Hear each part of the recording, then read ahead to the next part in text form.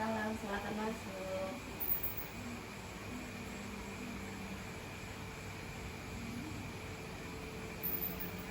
Bisa duduk. Terima kasih. Apakah duduknya sudah nyaman? Sudah, Bu. Sebelumnya belum ada janji ya. Iya, Bu. Jadi boleh perkenalkan terlebih dahulu. Perkenalkan, nama saya Hafid Ahmad Indonesia, umur 18 tahun, sekolah SMA Negeri 7. SMK Negeri Itu. 7. Mas Hafid kesini atas kemauan sendiri atau bagaimana? Soalnya kan Mas tiba-tiba kesini tanpa ada janji. Atas kemauan saya sendiri, Bu. Oh, Ingin bincang dengan itu. berarti mau berkonseling dengan saya. Iya, Bu. Sebelumnya Mas Hafid ini sudah kenal dengan saya. Belum, Bu. Oke, baik, saya perkenalkan terlebih dahulu. Perkenalkan, nama saya Zahwa. Jadi Mas Hafid ini bisa memanggil saya Ibu Zahwa. Iya, Bu. Sebelum ke sini kan Mas Hafid pasti ada permasalahan ya. Iya, Bu. Apakah Mas Hafid mengerti tentang konseling hari ini? Tidak, Bu. Oke, baik, tidak. Oke, baik, selanjutnya karena kendala waktu itu akan membatasi waktu 20 menit Iya, Bu. ya. Iya, iya. Jadi saya akan jelaskan terlebih dahulu agar konseling pada hari ini berjalan dengan lancar. Iya, Bu. Jadi pada konseling pada hari ini kita harus mematuhi beberapa asas, yaitu yang pertama asas kesukarelaan. Di sini Mas Hafid bersukarela datang ke sini atas kemauan Mas Hafid sendiri. Yang kedua asas kerahasiaan. Di sini Mas Hafid tidak perlu khawatir karena saya akan menjaga kerahasiaan Mas Hafid. Yang ketiga adalah asas keterbukaan. Jadi di sini Mas Hafid bisa terbuka tanpa harus ditutupi.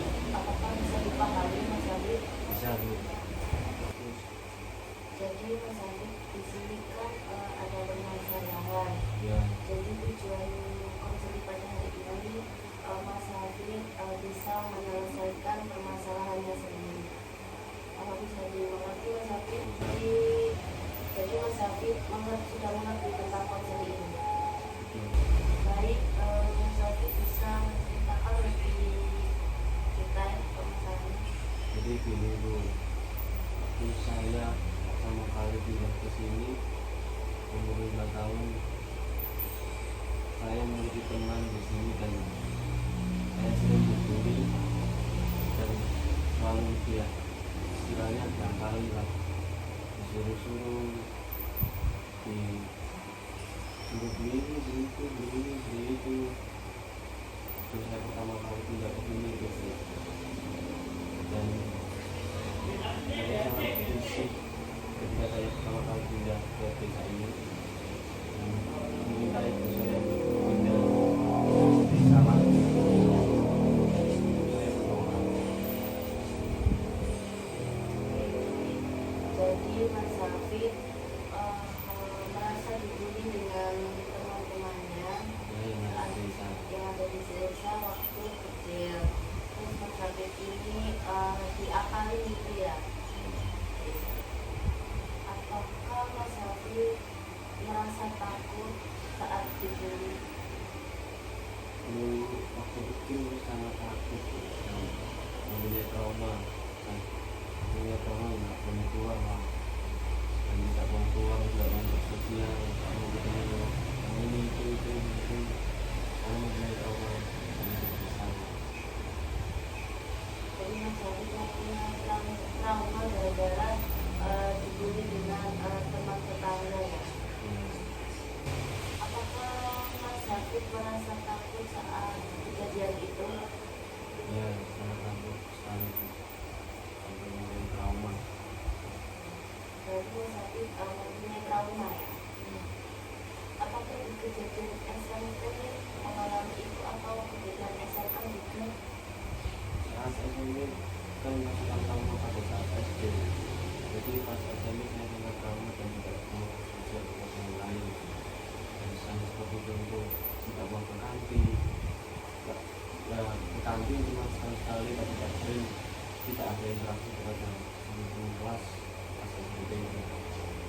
Karena memiliki trauma saat SD itu SMP sampai ke trauma.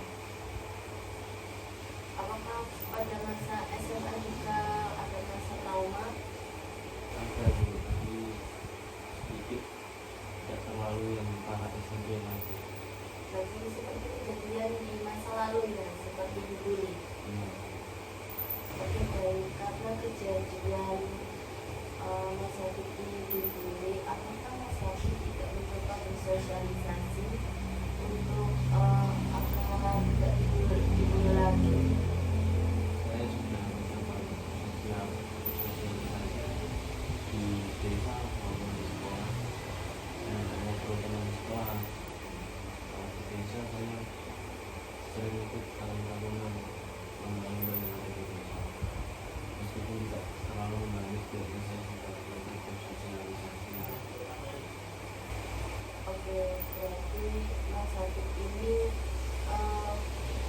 terulang lagi ya masa saat dibully, terulang lagi di masa SMP dan SMA. Iya, Oke, berarti Mas ini terulang kembali ya gara-gara dibully. iya Bu, karena saya menyadari bahwa saya tidak dapat sosialisasi dan sering tidak apa itu namanya, tidak menghiraukan yang sekitar. Saya menginginkan diri saya sendiri, jadi saya merasa orang menjauh dan Apakah Mas Hafid ini sudah terbuka kepada orang tua? tidak terbuka. Kalau tidak bisa terbuka kepada orang tua, berarti Mas Hafid ini seperti introvert ya di rumah. Oke baik, Mas Hafid, apakah pernah mencoba hal-hal baru seperti menjadi pengurus di sekolahan atau OSIS atau karang taruna di desa? Kalau di sekolah belum ada Bu. Kalau di desa saya sudah ikut taruna itu setiap hari minggu selalu ke desa tadi saya selalu ikut. Dan kalau ikut saya kan kalau ada orang meninggal kan mengumpulnya kan harus bareng-bareng. Ini saya ikut yang dulu tidak pernah ikut sekarang ikut. Mungkin Mas Hafid bisa mengikuti atau menjadi pengurus kelas atau OSIS ya Mas. Saya dengar tadi Mas Hafid kan sudah mencoba bersosialisasi di desa. Bagaimana perasaan Mas Hafid? Agak sedikit senang Bu karena kami berteman dan saya juga merasa tidak seperti dulu lagi. Saya bisa mendapatkan lebih baik dari dulu. Oke baik, jadi Mas Hafid ini sudah mencoba beradaptasi ya. Mungkin kedepannya Mas Hafid ini bisa lebih bersosialisasi lagi lebih luas ke sekolah atau pengurus kelas atau Mas Hafid bisa mendaftar menjadi OSIS. Iya Bu, saya akan mencoba. Berarti Masnya sudah mempunyai planning ya? Sudah Bu. Kedepannya mungkin Mas Hafid bisa mengikuti planning-planning tadi dari Mas Hafid sendiri, yaitu mengikuti organisasi di sekolahan atau menjadi pengurus kelas di kelas. Siap Bu.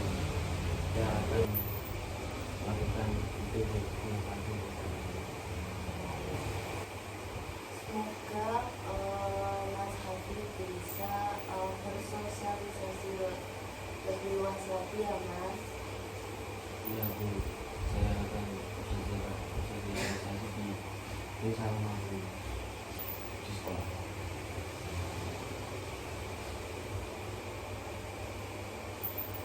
Oke, oke baik. Jadi kesimpulannya, Mas Habib ini merasa dibully saat kecil ya, jadi merasa trauma. Tetapi di lingkungan SMP dan SMA-nya, Mas Habib ini juga cukup dibully dan trauma itu kembali lagi. Karena itu Mas Habib tidak bisa bersosialisasi lebih luas karena introvert di sekolahan juga.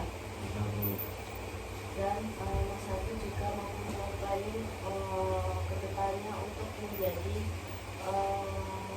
pengurus OSIS atau pengurus kelas. Seperti itu Mas Habib. Iya, Baik. Oke baik. Bagaimana perasaan Mas Habib saat konseling pada hari ini?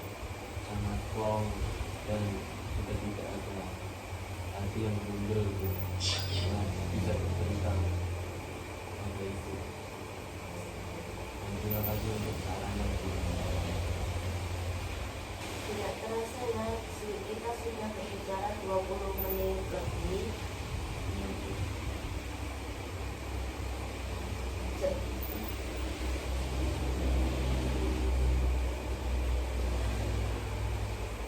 Saya konseling pada hari ini sudah 20 menit lebih. Untuk kelanjutannya sesi konseling selanjutnya, Mas Habib bisa menjadwalkan ulang ke saya atau saya berjadwal.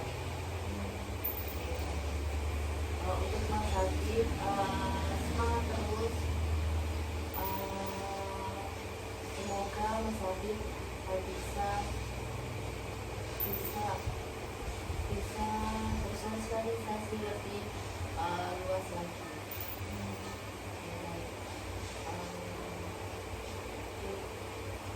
Ya sudah Bu, karena sudah malam, saya ingin pamitan dulu di kamu. Oke, pertemuan selanjutnya Ibu akan melihat perkembangan Mas Habib yang sudah Mas Habib omong tadi yang baru-baru. Baik, Ibu akhiri sesi konseling